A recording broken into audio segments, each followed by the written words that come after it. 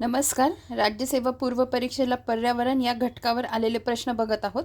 Ozone या टॉपिकमधील आपला आज तिसरा प्रश्न आहे. बघा प्रश्न काय आहे. संयुक्त राष्ट्राच्या महासभेने खालीलपैकी कोणता दिवस जागतिक ओझोन दिवस म्हणून निवड केला आहे राज्यसेवा पूर्व 2018ला? तर याचं उत्तर काय आहे?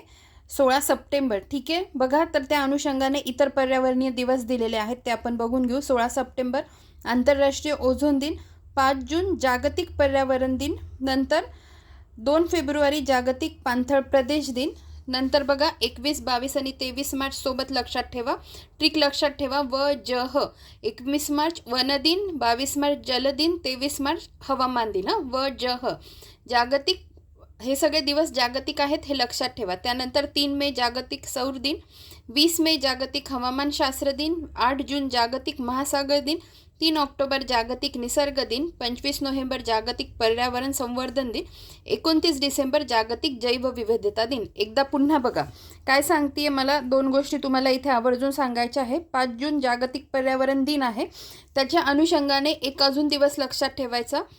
5 जून जर पर्यावरण दिन आहे तर 25 नोव्हेंबर त्याच्यासोबत लक्षात ठेवा, जागतिक पर्यावरण संवर्धन दिन. ठीक आहे, असे 2 सोबत लक्षात ठेवा. आणि 23 मार्च जागतिक हवामान दिन आहे तर 20 मे जागतिक हवामानशास्त्र दिन आहे. त्यानंतर एक गोष्ट सांगायची आहे. इथे 29 डिसेंबर जागतिक जैवविविधता दिन दिला आहे. हा पूर्वी साजरा केला जायचा, पण तो कधीपासून, तो सध्या 22 मेला सेलिब्रेट होतो. त्याच्या मागची थोडीशी हिस्ट्री बघून घेऊ आपण काय आहे, असं का केलं जातं. बघा, The International Day for Biological Diversity was first celebrated on December 29, 1993, but was moved to May 22 to commemorate the adoption of the Convention on Biological Diversity at the 1992 Earth Summit and to avoid clashing with year-end holidays. So, while December 29 is not a globally celebrated environmental day, it is historically significant as the original date for the International Day for Biological Diversity, also known as World Biodiversity Day. ठीक आहे, मराठीत पण मी तुम्हाला दाखवून देते काय म्हणायचं आहे त्यांना.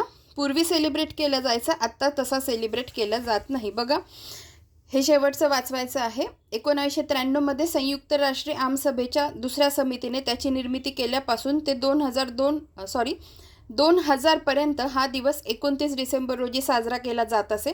22 मे 1992 रोजी रिओ दि जेनेरो अर्थ समिट येथे अधिवेशन स्वीकारल्याच्या स्मरणार्थ आणि डिसेंबरच्या उत्तरार्धात येणाऱ्या इतर अनेक सुट्ट्या टाळण्यासाठी ही तारीख बदलण्यात आली आहे. धन्यवाद.